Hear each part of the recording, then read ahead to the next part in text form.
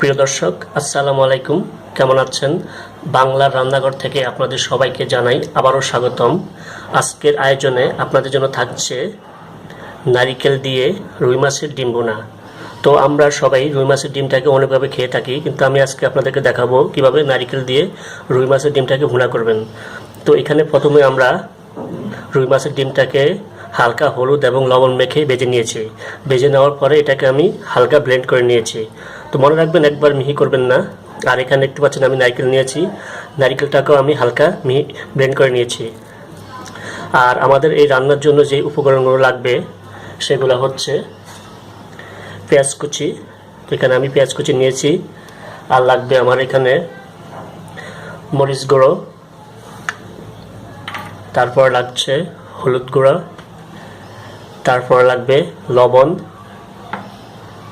তারপরে লাগবে কাঁচামরিচ কুচি এবং তেজপাতা, আর লাগছে আমার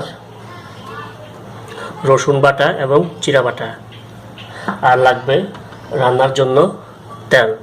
তাহলে চলুন শুরু করি আমাদের আজকের রেসিপি, নারিকেল দিয়ে রুই মাছের ডিম ভুনা।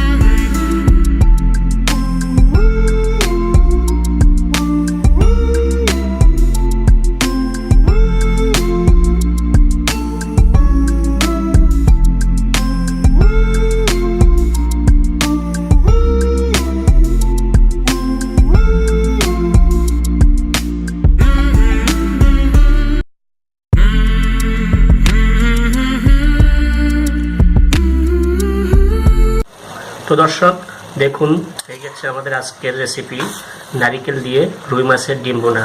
তা আপনারা অবশ্যই ট্রাই করবেন, এটা খেতে খুবই মজাদার। তো আজকের আয়োজনে আপনার জন্য আমাদের থাকলো এই রেসিপিটাই। তো ধন্যবাদ, ভালো থাকবেন। আর আমাদের ভিডিওগুলো ভালো লাগলে অবশ্যই লাইক, কমেন্ট ও শেয়ার করে অন্যকে দেখার সুযোগ করে দেবেন। ধন্যবাদ।